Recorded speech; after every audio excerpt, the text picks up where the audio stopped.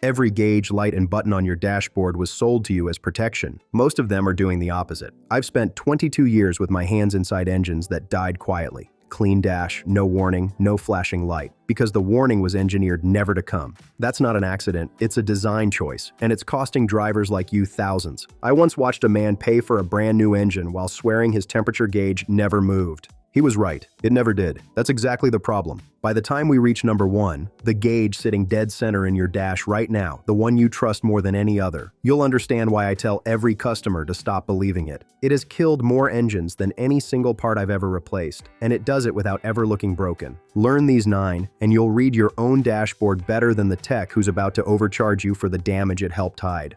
Let's start at number 9.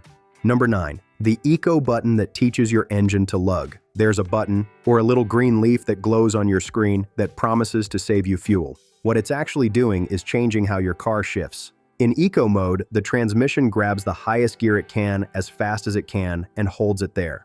Your engine ends up turning slow while you ask it to pull hard. Mechanics call that lugging, and it's one of the most destructive things you can do to an engine without ever hearing it complain. Here's what they don't put in the brochure. At low RPM under heavy load, the pressure inside each cylinder spikes far higher than it should. That pressure hammers the rod bearings and invites the kind of pre-ignition that chips away at pistons one combustion cycle at a time. I've had hundreds of these engines on my bench from drivers who lived in eco mode. The bearing surfaces tell on them every time. Scored, hammered, worn oval years before they ever should be. The fix costs you nothing. When you're climbing a hill or merging hard, ignore the little arrow telling you to upshift. Let the engine spin. A few hundred extra RPM feels wrong after years of chasing that leaf, but it's the difference between an engine that lasts and a $4,260 Riemann long block sitting on a pallet with your name on it. That button isn't saving you money, it's deferring a much larger bill. Number 8. Cruise control on hills working against you. Cruise control was built for one job: flat, open highway at a steady speed. The moment the road tilts, it turns into a problem.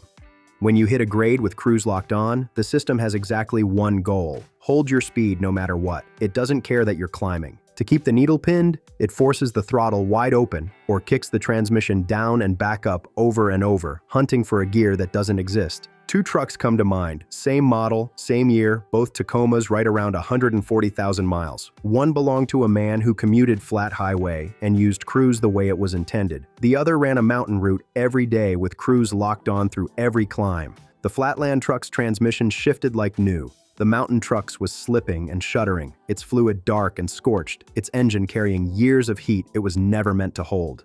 Same truck, identical care everywhere else. One simple habit separated them. The fix is a single motion. On rolling hills and long grades, tap cruise off and drive the climb yourself. Feed the throttle smoothly and let the engine and transmission settle into the right gear instead of fighting for it. That habit is free. The transmission service that mountain truck needed ran $1,890, and that was the discount for catching it before it let go completely. Number 7. Driving on the low fuel light. That little amber pump glows, and most drivers treat it like a suggestion. It's the start of a countdown that ends inside your engine. Your fuel pump lives in the tank, submerged in gasoline, and that fuel is doing more than waiting to be burned. It's cooling the pump and carrying its heat away. Run the tank down to the fumes again and again, and the pump spends its life half exposed, running hot, sucking up the sediment and water that settle at the very bottom of the tank. A landscaper outside Fresno learned this the hard way with a 2012 F-15. Oh, he treated like a challenge. He used to brag about how far past the light he could go. The pump finally gave up under load on the highway. The engine went lean as it starved for fuel, and lean under load means detonation. That detonation scored a cylinder wall before he ever coasted to a stop. The bill to make it right came to $2,180. Drop a comment below. How low do you really let your tank get before you start to sweat? Be honest, I read these. The fix is almost insultingly simple. Refill at a quarter tank and never let it drop below. You keep the pump cool, keep it buried in clean fuel, and skip the sediment sitting at the bottom. Call it a $58 habit at the pump that protects everything downstream of it. The light isn't telling you that you have miles left, it's telling you that you're out of margin. Number 6, the remote start that washes your oil away. You press the fob from your kitchen, the car rumbles to life in the driveway, and by the time you walk out, it's warm and ready. It feels like luxury. Your engine experiences it very differently. Ask yourself something. When that engine sits and idles cold for 5, 10, 15 minutes, what's actually happening inside it? It isn't warming the way you think. A cold engine at idle runs rich, dumping extra fuel it can't fully burn, and that raw fuel runs down the cylinder walls and strips away the thin film of oil that's supposed to protect them. That's called fuel washdown, and the rings and cylinder walls pay for it. Some of that fuel slips past into the oil pan and thins your oil from the inside, so the very thing meant to lubricate the engine shows up to the fight watered down. Here's the honest part most won't tell you. Idling cold does almost nothing to warm an engine efficiently. The fastest, gentlest way to bring it up to temperature is to start it. Give it 30 seconds and drive off softly. When was the last frigid morning you let it idle for 10 minutes out of pure habit? If that's your routine, you're not protecting the engine. You're slowly glazing the cylinders and diluting the oil, and that adds up to a $1,615 top-end refresh long before it should. Use the remote start to clear the ice off your windshield, not to warm up an engine that warms best by driving. Number 5. Treating the check engine light like background noise. The check engine light comes on, the car still drives fine, and so it slowly becomes part of the scenery. That steady amber glow is the most misunderstood warning on your dash. Drivers have been trained to think of it as an emissions nuisance, something to clear before inspection and forget. Sometimes it is minor. Often it's the engine telling you it's burning fuel it shouldn't, misfiring on a cylinder, or running so lean or so rich that real damage is already underway. A hospice nurse from Akron drove her 2012 Accord for 2 months with that light on, certain it was nothing because the car felt normal. It wasn't nothing. A failing ignition coil was misfiring, dumping unburned fuel straight into the exhaust, and that raw fuel cooked her catalytic converter from the inside until it melted down. An $89 coil she ignored turned into a $1,340 repair once the converter was gone. Here's the line that matters. A steady check engine light means scan it soon. A flashing check engine light means stop driving now. That flash is an active misfire, torching your converter in real time. The fix is a $34 code reader from any parts store, or a free scan at most of them. Plug it in, read the code, and deal with the small problem before the dashboard's politeness hands you the expensive one. That light isn't background noise. It's the one warning on your dash that actually fires early, which is exactly why ignoring it hurts so much. Number 4. The oil life monitor that doesn't actually know anything. According to the American Automobile Association, the overwhelming majority of drivers fall into what the manuals call severe service, short trips, stop-and-go traffic, extreme heat, or cold, and most of them have no idea. That matters because the cheerful little percentage on your dash doesn't know it either. The oil life monitor reads like it's testing your oil. It isn't. In reality, it's just a calculator running in the background, counting your cold starts, your engine temperature, your RPM, and your miles, then estimating when your oil should be tired. Here's what the dealer won't volunteer. That estimate was tuned for an average driver under average conditions, and almost nobody is average. Short trip city driving, towing, a brutal summer, or a hard winter. Every one of those punishes oil far faster than the algorithm assumes. Drivers see 18% oil life remaining and relax. Meanwhile, the oil itself, if you could see it, has already gone dark and thin, leaving varnish on the very parts it's supposed to protect. The fix is to stop treating that percentage as gospel. Change your oil at the monitor's recommendation, or at 5,000 miles, whichever comes first. And if you do mostly short trips, lean toward the mileage every time. A $74 oil change on a calendar you control beats a $3,470 teardown to scrape sludge out of an engine that trusted a number. That percentage isn't a measurement, it's a guess wearing a lab coat. Quick reminder before we keep going, if this is already saving you money, take 1 second and hit that subscribe button. It's the thing that keeps these videos coming, and it costs you nothing. Number 3. Auto start stop, shutting your engine down at every light. You roll up to a red light and the engine shutters off on its own. The light turns green, your foot lifts, and it fires back to life. The badge on the button calls it efficiency. Let me show you what it actually costs. Every time an engine shuts down and restarts, there's a fraction of a second before oil pressure fully builds back up.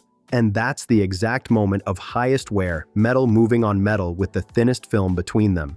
Multiply that by every traffic light, every stop sign, every crawl through rush hour for years on end. 2 identical sedans came through my bay the same month, both right around 90,000 miles. One driver left start-stop on religiously every single day. The other reached over and switched it off at the start of every drive. The first car was already on its second starter and a tired battery. The second car's original starter cranked like the day it left the lot. Same car, same mileage. One simply carried thousands of extra shutdown and restart cycles the engineers swear it can handle, and a starter and battery that quietly proved otherwise. Manufacturers added start-stop to pass fuel economy and emissions targets on paper, not to make your engine last. The heavier-duty starters and batteries they fit to survive it cost a small fortune when they wear out early, and they will. The fix takes 1 second. Most cars have a button to switch start-stop off, so press it at the start of every drive, or look up the permanent disable for your model. A replacement start-stop starter runs $612 and the upgraded battery another $284, and both arrive years sooner than they would on an engine you simply let idle at the light. But every problem on this list so far at least gives you a fighting chance. A sound, a feel, a number you could catch if you knew where to look. The last two, don't. They're the two gauges you trust most, both quietly engineered to stay calm while your engine is already dying, and number one sits dead center in your dash, lying to you right now.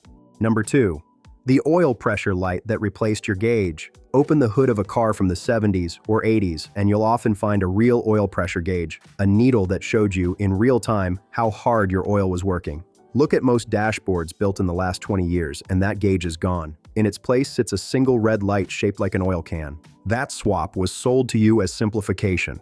What it really did was take away your early warning.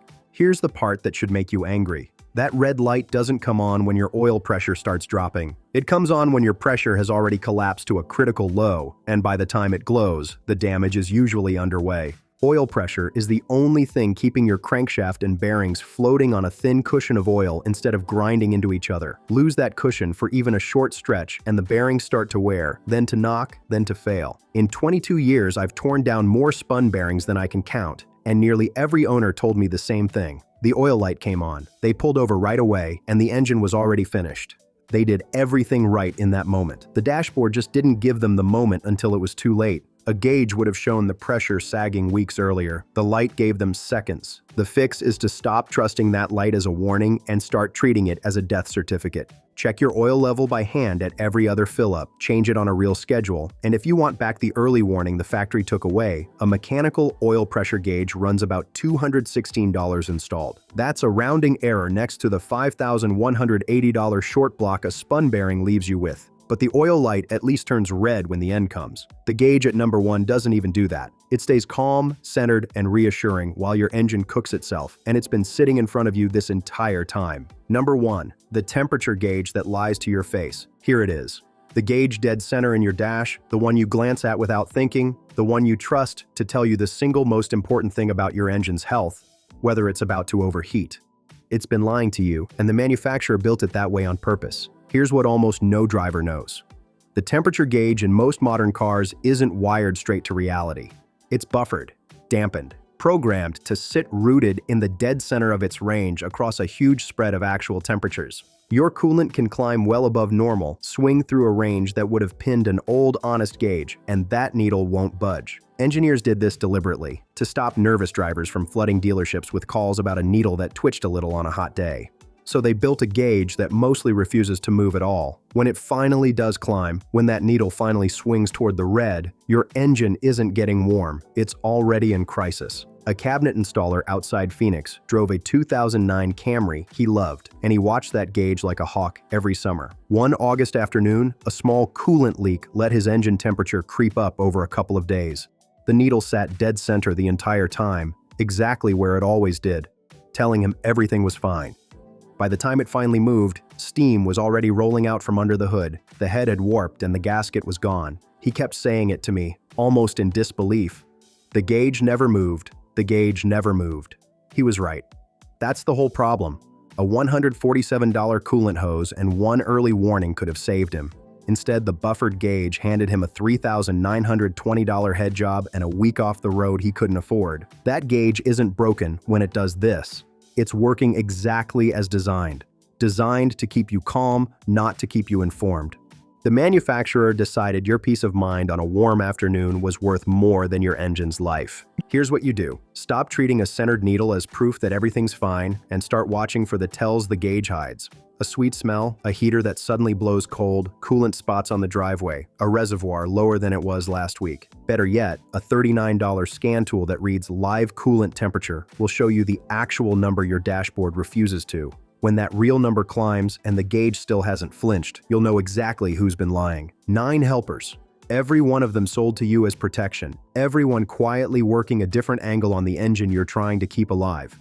From here on, you can read your own dashboard better than the service writer who's counting on you not to. Here's the thing about that temperature gauge. The only reason it gets away with lying is that your cooling system is the most ignored, most misunderstood system in the entire car. And it's the one most likely to leave you stranded. I made a video on exactly that. The coolant mistake that's quietly destroying Japanese engines and the simple check that catches it years early. It's the video on the left. Click it now, and I'll see you there.